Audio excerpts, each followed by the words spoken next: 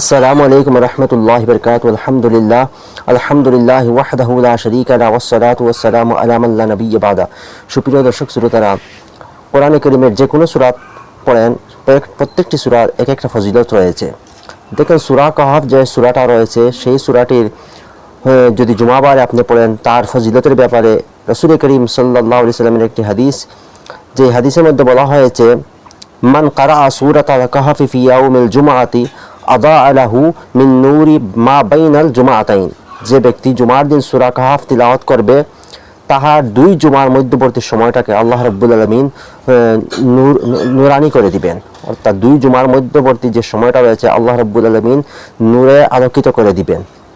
অন্য একটি হাদিসের মধ্যে এসেছে, যেটা ইবনে কাসিরের মধ্যে এসেছে, হাদিসটি, মান কারাআ সূরাতাল কাহফি ইয়াউমাল জুমআতি ফাহুয়া মাসুমুন ইলা সামানিয়াত আইয়াম মিন কুল্লি ফিতনাতিন ওয়া ইন খারাজাত দাজ্জালু আসামা মিনহু। এই হাদিসের মধ্যে বলা হয়েছে, যে ব্যক্তি জুমার দিন সূরা কাহফ তিলাওয়াত করবে, আল্লাহ রাব্বুল আলামিন 8 দিন পর্যন্ত সমস্ত ফিতনা থেকে আল্লাহ রাব্বুল আলামিন তাহাকে রক্ষা করবেন।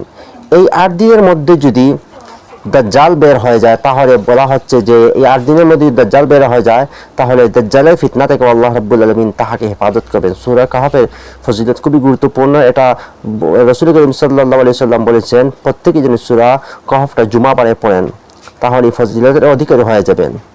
আরেকটা প্রশ্ন এসেছে যে মৃত ব্যক্তির কাছে কোরআন শরীফ তিলাওয়াত করা কি? এটা আমি আগের এক ভিডিওর মধ্যে বলেছি।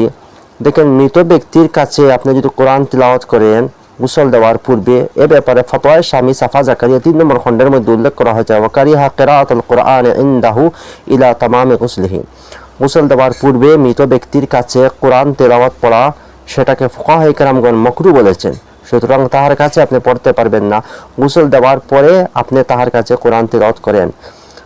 কেউ কোনো কোনো জায়গার মধ্যে দেখতে পাওয়া যায়, মৃত ব্যক্তিকে শরীর মাসাহ করে তাহার কাছে বসে কোরআন তিলাওয়াত করেন। আসলে কিতাবের মধ্যে এসে যে গোসল দেওয়ার পরে আপনি মাসা শব্দটা কই থেকে পেলেন? মাসা দিলে হবে না। আপনি কোরআন তিলাওয়াত যদি তার কাছে বসে পড়তে হয়, তাহলে মৃত ব্যক্তিকে আগে গোসল দেন, তারপরে তাহার পাশে বসে কোরআন তিলাওয়াত করেন। আর যদি আপনি অন্য কোনো রুমে বসে তিলাওয়াত করেন, তাহলে কোনো অসুবিধা হবে না। কিন্তু মৃত ব্যক্তির কাছে বসে যদি কোরআন তিলাওয়াত করেন, তাহলে মৃত ব্যক্তিকে প্রথমে গোসল দেন, এরপরে তাহার কাছে বসে কোরআন তিলাওয়াত করেন।